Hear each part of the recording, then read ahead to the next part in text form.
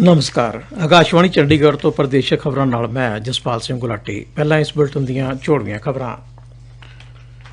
केंद्री मंत्री निर्मला सीतारमण की प्रधानगी हेठ जीएसटी कौंसल की 47वीं बैठक विच जीएसटी दीआं दरां विच तब्दीली की सिफारिश की गई है।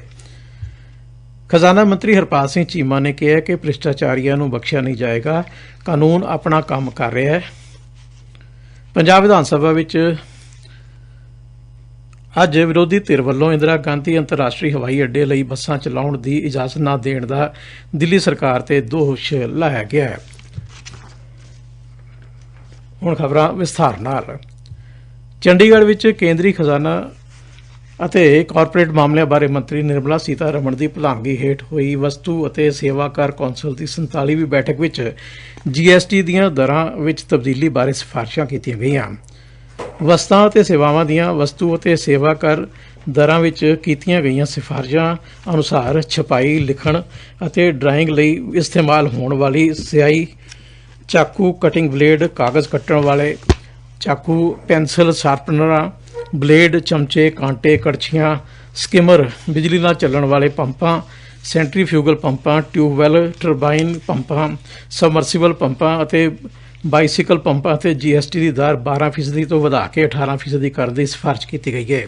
ਇਸ ਤੋਂ ਇਲਾਵਾ ਜਿਨ੍ਹਾਂ ਵਸਤਾਂ ਤੇ ਜੀਐਸਟੀ ਦੀ ਦਰ 12% ਤੋਂ ਵਧਾ ਕੇ 18% ਕਰਨ ਦੀ ਸਿਫਾਰਿਸ਼ ਕੀਤੀ ਗਈ ਹੈ, ਉਹਨਾਂ ਵਿੱਚ ਫਲਾਂ ਅਤੇ ਅੰਡਿਆਂ ਨੂੰ ਸਾਫ਼ ਕਰਨ, ਛਾਂਟੀ ਕਰਨ ਅਤੇ ਗ੍ਰੇਡਿੰਗ ਕਰਨ ਵਾਲੀਆਂ ਮਸ਼ੀਨਾਂ, ਹਿੱਸੇ ਪੁਰਜ਼ੇ, ਦੁੱਧ ਕੱਢਣ ਵਾਲੀਆਂ ਮਸ਼ੀਨਾਂ ਅਤੇ ਡੇਅਰੀ ਮਸ਼ੀਨਰੀ, LED ਬਲਬ, ਲਾਈਟਾਂ, ਫਿਕਸਰ, ਉਹਨਾਂ ਦੇ ਮੈਟਲ ਪ੍ਰਿੰਟਡ ਸਰਕਟ ਬੋਰਡ ਅਤੇ ਡਰਾਇੰਗ ਉਪਕਰਨ ਸ਼ਾਮਲ ਨੇ। ਇਸ ਤੋਂ ਇਲਾਵਾ ਬੀਜਾਂ, ਅਨਾਜ ਅਤੇ ਦਾਲਾਂ ਦੀ ਸਾਫ਼ ਸਫਾਈ, ਛਾਂਟੀ ਅਤੇ ਗ੍ਰੇਡਿੰਗ ਕਰਨ ਵਾਲੀਆਂ ਮਸ਼ੀਨਾਂ, ਆਟੇ ਦੀ ਪਿਸਾਈ ਅਤੇ ਝੋਨੇ ਦੀ ਛਟਾਈ ਲਈ ਵਰਤੀਆਂ ਜਾਣ ਵਾਲੀਆਂ ਮਸ਼ੀਨਾਂ, ਪੌਣ ਆਟਾ ਚੱਕੀ ਅਤੇ ਘਰਾਟਾਂ ਤੇ ਜੀਐਸਟੀ 5% ਤੋਂ ਵਧਾ ਕੇ 18% ਕਰਨ ਦੀ ਸਿਫਾਰਿਸ਼ ਕੀਤੀ ਗਈ ਹੈ। 2 ਦਿਨ ਤੱਕ ਚੱਲੀ ਇਸ ਬੈਠਕ ਵਿੱਚ ਚੈੱਕ ਬੁੱਕ ਤੇ 18%, ਹਰ ਤਰ੍ਹਾਂ ਦੇ ਚਾਰਟ, ਨਕਸ਼ਿਆਂ ਤੇ ਦੀਵਾਰ ਤੇ ਟੰਗਣ ਵਾਲੇ ਨਕਸ਼ਿਆਂ, ਗਲੋਬ ਆਦਿ ਤੇ 12% ਜੀਐਸਟੀ ਲਗਾਉਣ ਦੀ ਸਿਫਾਰਿਸ਼ ਕੀਤੀ ਗਈ ਹੈ। ਇਸ ਬੈਠਕ ਵਿੱਚ ਹੋਰ ਵੀ ਕਈ ਫੈਸਲੇ ਲਏ ਗਏ ਨੇ। ਕੌਂਸਲ ਨੇ ਰਾਜਾਂ ਵੱਲੋਂ ਉਠਾਏ ਗਏ ਵੱਖ-ਵੱਖ ਮੁੱਦਿਆਂ ਦੇ ਹੱਲ ਲਈ ਮੰਤਰੀਆਂ ਦੇ ਸਮੂਹ ਦੇ ਗਠਨ ਦਾ ਫੈਸਲਾ ਕੀਤਾ ਹੈ। ਪ੍ਰਧਾਨ ਮੰਤਰੀ ਨਰਿੰਦਰ ਮੋਦੀ ਕੱਲ੍ਹ ਨਵੀਂ ਦਿੱਲੀ ਵਿਖੇ ਉੱਦਮੀ ਭਾਰਤ ਪ੍ਰੋਗਰਾਮ ਵਿੱਚ ਸ਼ਿਰਕਤ ਕਰਨਗੇ। ਇਸ ਸਮਾਗਮ ਦੌਰਾਨ ਪ੍ਰਧਾਨ ਮੰਤਰੀ ਸੂਖਮ, ਲਘੂ ਅਤੇ ਦਰਮਿਆਨੇ ਉਦਯੋਗ ਦੀ ਕਾਰਗੁਜ਼ਾਰੀ ਵਧਾਉਣ ਬਾਰੇ ਯੋਜਨਾ, ਪਹਿਲੀ ਵਾਰ ਬਰਾਮਦ ਕਰਨ ਵਾਲੇ ਉੱਦਮੀਆਂ ਦੀ ਸਮਰੱਥਾ ਨਿਰਮਾਣ ਯੋਜਨਾ ਅਤੇ ਪ੍ਰਧਾਨ ਮੰਤਰੀ ਰੋਜ਼ਗਾਰ ਸਿਰਜਣਾ ਪ੍ਰੋਗਰਾਮ ਵਿੱਚ ਕਈ ਨਵੀਆਂ ਵਿਸ਼ੇਸ਼ਤਾਵਾਂ ਸ਼ਾਮਲ ਕੀਤੇ ਜਾਣ ਦੀ ਸ਼ੁਰੂਆਤ ਕਰਨਗੇ। ਸ਼੍ਰੀ ਮੋਦੀ ਇਸ ਪ੍ਰੋਗਰਾਮ ਦੇ ਲਾਭਪਾਤਰੀਆਂ ਨੂੰ ਡਿਜੀਟਲ ਰੂਪ ਨਾਲ ਮਦਦ ਵੀ ਪ੍ਰਦਾਨ ਕਰਨਗੇ। ਪ੍ਰਧਾਨ ਮੰਤਰੀ ਹੈਕੇਥੌਨ 2022 ਦੇ ਨਤੀਜੇ ਦਾ ਐਲਾਨ ਅਤੇ ਕੌਮੀ ਸੂਖਮ, ਛੋਟੇ ਅਤੇ ਦਰਮਿਆਨੇ ਉਦਯੋਗ ਪੁਰਸਕਾਰ ਵੀ ਤਕਸੀਮ ਕਰਨਗੇ। ਇਸ ਤੋਂ ਇਲਾਵਾ 75 ਉਦਮਾਂ ਨੂੰ ਡਿਜੀਟਲ ਇਕੁਇਟੀ ਸਰਟੀਫਿਕੇਟ ਵੀ ਜਾਰੀ ਕੀਤੇ ਜਾਣਗੇ। ਪ੍ਰਧਾਨ ਮੰਤਰੀ 6000 ਕਰੋੜ ਰੁਪਏ ਦੀ ਲਾਗਤ ਵਾਲੀ ਸੂਖਮ, ਛੋਟੇ ਅਤੇ ਦਰਮਿਆਨੇ ਉਦਯੋਗਾਂ ਦੀ ਕਾਰਗੁਜ਼ਾਰੀ ਵਧਾਉਣ ਬਾਰੇ ਯੋਜਨਾ ਦੀ ਸ਼ੁਰੂਆਤ ਵੀ ਕਰਨਗੇ, ਜਿਸ ਦਾ ਉਦੇਸ਼ ਉਦਯੋਗਾਂ ਦੀ ਸਮਰੱਥਾ ਵਧਾਉਣਾ ਹੈ। ਪੰਜਾਬ ਦੇ ਖਜ਼ਾਨਾ ਮੰਤਰੀ ਹਰਪਾਲ ਸਿੰਘ ਚੀਮਾ ਨੇ ਅੱਜ ਬਜਟ ਚਰਚਾ ਦਾ ਜਵਾਬ ਦਿੰਦਿਆਂ ਸਦਨ ਵਿੱਚ ਕਿਹਾ ਕਿ ਜਿਨ੍ਹਾਂ ਨੇ ਵੀ ਟਰਾਂਸਪੋਰਟ, ਸੜਕਾਂ ਜਾਂ ਕਿਸੇ ਵੀ ਹੋਰ ਕੰਮਾਂ 'ਚ ਭ੍ਰਿਸ਼ਟਾਚਾਰ ਕੀਤਾ ਹੈ, ਉਨ੍ਹਾਂ ਦਾ ਰਸਤਾ ਜੇਲ੍ਹਾਂ ਵੱਲ ਵਧ ਰਿਹਾ ਹੈ। ਉਨ੍ਹਾਂ ਕਿਹਾ ਕਿ ਇੱਕ ਸਾਬਕਾ ਮੈਂਬਰ ਨੂੰ ਜੇਲ੍ਹ ਵਿੱਚ ਭੇਜ ਦਿੱਤਾ ਗਿਆ ਹੈ। ਉਨ੍ਹਾਂ ਕਿਹਾ ਕਿ ਸਰਕਾਰ ਡਰਾ ਨਹੀਂ ਰਹੀ, ਭ੍ਰਿਸ਼ਟਾਚਾਰ ਨੂੰ ਖਤਮ ਕਰਨ ਲਈ ਕਾਨੂੰਨ ਆਪਣਾ ਕੰਮ ਕਰ ਰਿਹਾ ਹੈ। ਉਨ੍ਹਾਂ ਪਿਛਲੀ ਸਰਕਾਰ ਦੌਰਾਨ ਦੋਗੁਣੇ ਮੁੱਲ ਤੇ ਖਰੀਦੀਆਂ ਬੱਚਿਆਂ ਦਾ ਭਾਰ ਤੋਲਣ ਵਾਲੀਆਂ ਮਸ਼ੀਨਾਂ ਦਾ ਹਵਾਲਾ ਵੀ ਦਿੱਤਾ। ਵਿੱਤ ਮੰਤਰੀ ਨੇ ਕਿਹਾ ਕਿ ਸਰਕਾਰ ਨੇ 3 ਮਹੀਨਿਆਂ ਵਿੱਚ 1000 ਕਰੋੜ ਰੁਪਏ ਏਕੀਕ੍ਰਿਤ ਸਿੰਕਿੰਗ ਫੰਡ ਵਿੱਚ ਪਾਏ ਨੇ। ਉਨ੍ਹਾਂ ਕਿਹਾ ਕਿ ਸਰਕਾਰ ਦੀ ਆਬਕਾਰੀ ਨੀਤੀ ਦੀ ਆਲੋਚਨਾ ਕੀਤੀ ਜਾ ਰਹੀ ਹੈ, ਜਦੋਂ ਕਿ ਸਰਕਾਰ ਆਬਕਾਰੀ ਕਰਾਂ ਵਿੱਚ ਵਾਧੇ ਲਈ ਇਹ ਉਪਰਾਲਾ ਕਰ ਰਹੀ ਹੈ। ਵਿੱਤ ਮੰਤਰੀ ਨੇ ਕਿਹਾ ਕਿ ਟੈਕਸ ਇੰਟੈਲੀਜੈਂਸ ਯੂਨਿਟ ਨੂੰ ਗਠਿਤ ਕਰਨ ਪਿੱਛੇ ਜੀਐਸਟੀ ਰਾਹੀਂ ਟੈਕਸ ਚੋਰੀ ਨੂੰ ਰੋਕਣਾ ਸਰਕਾਰ ਦਾ ਮਕਸਦ ਹੈ। ਇੰਸਪੈਕਟਰੀ ਰਾਜ ਨਹੀਂ ਹੋਏਗਾ। ਉਨ੍ਹਾਂ ਕਿਹਾ ਕਿ ਜੀਐਸਟੀ ਤੇ 4 ਸਾਲਾਂ ਲਈ ਦਿੱਤਾ ਜਾ ਰਿਹਾ ਮੁਆਵਜ਼ਾ 1 ਜੁਲਾਈ ਤੋਂ ਬੰਦ ਹੋ ਰਿਹਾ ਹੈ, ਪਰ ਪਿਛਲੀ ਸਰਕਾਰ ਵੱਲੋਂ ਸੂਬੇ ਨੂੰ ਪੈਰਾਂ ਤੇ ਖੜਾ ਕਰਨ ਦਾ ਕੋਈ ਉਪਰਾਲਾ ਨਹੀਂ ਕੀਤਾ ਗਿਆ। ਉਨ੍ਹਾਂ ਕਿਹਾ ਕਿ 6ਵੇਂ ਤਨਖਾਹ ਕਮਿਸ਼ਨ ਦੀਆਂ ਸਿਫਾਰਸ਼ਾਂ ਨੂੰ ਲਾਗੂ ਕਰਨ ਅਤੇ ਪੁਰਾਣੀ ਪੈਨਸ਼ਨ ਬਹਾਲ ਕਰਨ ਤੇ ਵਿਚਾਰ ਕੀਤਾ ਜਾ ਰਿਹਾ ਹੈ। ਪੰਜਾਬ ਦੇ ਪ੍ਰੋਫੈਸਰਾਂ ਅਤੇ ਲੈਕਚਰਾਰਾਂ ਨੂੰ UGC ਸਕੇਲ ਦੇਣ ਦਾ ਫੈਸਲਾ ਵੀ ਲਿਆ ਜਾਏਗਾ। ਉਨ੍ਹਾਂ ਕਿਹਾ ਕਿ ਸਿਹਤ ਖੇਤਰ ਲਈ ਬਜਟ ਨੂੰ ਲੈ ਕੇ ਸਵਾਲ ਉਠਾਏ ਗਏ ਨੇ। ਸਰਕਾਰ ਨੇ ਪਿਛਲੇ ਸਾਲ 3,822 ਕਰੋੜ ਰੁਪਏ ਦੇ ਬਜਟ ਦੇ ਮੁਕਾਬਲੇ 2022-23 ਲਈ 4,731 ਕਰੋੜ ਰੁਪਏ ਦੇ ਬਜਟ ਅਨੁਮਾਨ ਪੇਸ਼ ਕੀਤੇ ਨੇ। ਉਨ੍ਹਾਂ ਕਿਹਾ ਕਿ ਸੂਬਾ ਉਨ੍ਹਾਂ ਵੇਲੇ ਬਿਲਕੁਲ ਓਵਰਡਰਾਫਟ ਨਹੀਂ ਹੋਇਆ। ਉਨ੍ਹਾਂ ਕਿਹਾ ਕਿ ਪ੍ਰਤੀ ਵਿਅਕਤੀ ਆਮਦਨ ਵਿੱਚ ਵਾਧਾ ਹੋਇਆ। ਇਹ 1,28,000 ਰੁਪਏ ਤੋਂ ਵੱਧ ਕੇ 1,67,000 ਹੋ ਗਈ ਹੈ, ਜਦਕਿ 5.45% ਦਾ ਵਾਧਾ ਹੈ। ਪਰ ਸੂਬਾ ਹੁਣ ਇਸ ਮਾਮਲੇ ਵਿੱਚ 11ਵੇਂ ਨੰਬਰ ਤੇ ਆ ਗਿਆ ਹੈ। ਉਨ੍ਹਾਂ ਕਿਹਾ ਕਿ ਪਿਛਲੀਆਂ ਸਰਕਾਰਾਂ ਨੇ CCL ਦਾ ਲਿਆ ਪੈਸਾ ਮੋੜਨ ਵਿੱਚ ਮੁਸਤੈਦੀ ਨਹੀਂ ਵਰਤੀ, ਜਿਸ ਕਾਰਨ 12,000 ਕਰੋੜ ਰੁਪਏ ਦਾ ਮੂਲ ਕਰਜ਼ਾ ਵਿਆਜ ਪਾ ਕੇ 31,000 ਕਰੋੜ ਰੁਪਏ ਹੋ ਗਿਆ। ਹੁਣ ਸਰਕਾਰ ਨੂੰ ਹਰ ਮਹੀਨੇ 270 ਕਰੋੜ ਰੁਪਏ ਮੋੜਨੇ ਪੈ ਰਹੇ ਨੇ।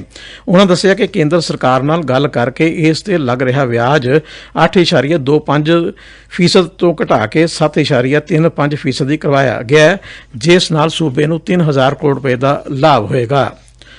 ਪ੍ਰਦੇਸ਼ਕ ਖਬਰਾਂ ਤੁਸੀਂ ਆਕਾਸ਼ਵਾਣੀ ਚੰਡੀਗੜ੍ਹ ਤੋਂ ਸੁਣ ਰਹੇ ਹੋ।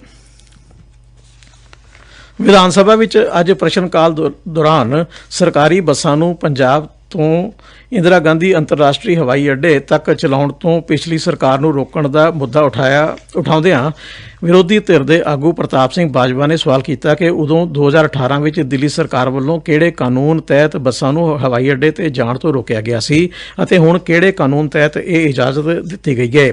ਇਸ ਮੁੱਦੇ ਤੇ ਦੋਵਾਂ ਪਾਸੇ ਦੇ ਵਿਧਾਇਕਾਂ ਵਿਚਾਲੇ ਹੋਈ ਬਹਿਸ ਦੌਰਾਨ ਟਰਾਂਸਪੋਰਟ ਮੰਤਰੀ ਲਾਲਜੀਤ ਸਿੰਘ ਭੁੱਲਰ ਨੇ ਕਿਹਾ ਕਿ ਹਵਾਈ ਅੱਡਾ ਬਣਾਉਣ ਵਾਲੀ ਕੰਪਨੀ ਨਾਲ ਗੱਲ ਕਰਕੇ ਮਨਜ਼ੂਰੀ ਲਈ ਗਈ ਹੈ।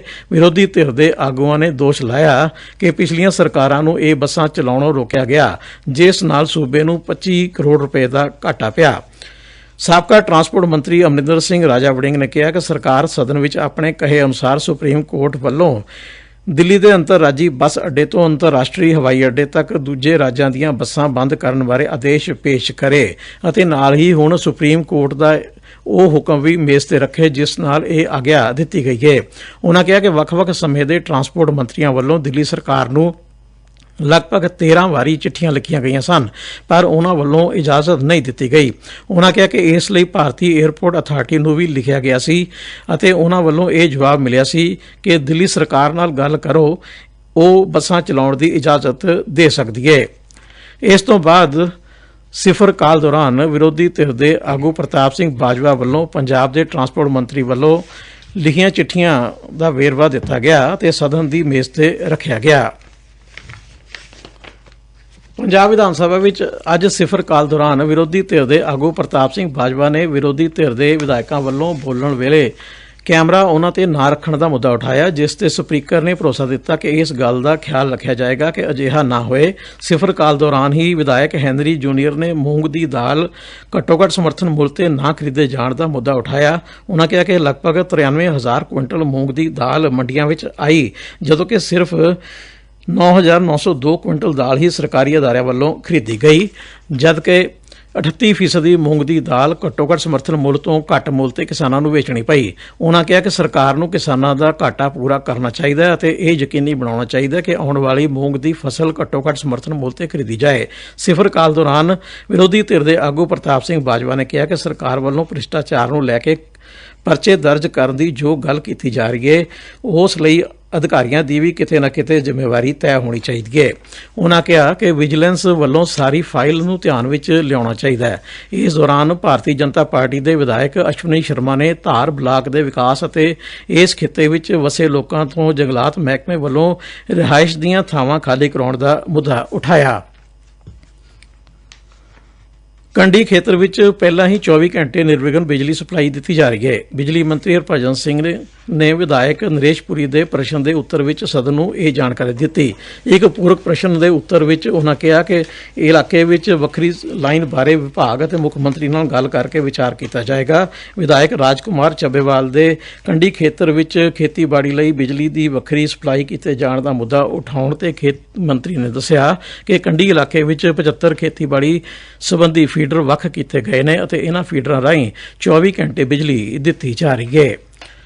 ਖੇਡਾਂ ਅਤੇ ਯੁਵਕ ਸੇਵਾਵਾਂ ਬਾਰੇ ਮੰਤਰੀ ਗੁਰਮੀਤ ਸਿੰਘ ਮੀਤਹਿਰ ਨੇ ਕਿਹਾ ਕਿ ਸਰਕਾਰ ਦਾ ਅਜੇ ਹਲਕਾ ਬਾਘਾ ਪੁਰਾਣਾ ਵਿੱਚ ਖੇਡ ਸਟੇਡੀਅਮ ਸਥਾਪਿਤ ਕਰਨ ਬਾਰੇ ਕੋਈ ਵਿਚਾਰ ਨਹੀਂ ਹੈ। ਪ੍ਰਾਦੇਸ਼ਿਕ ਖਬਰਾਂ ਖਤਮ ਹੋਈਆਂ।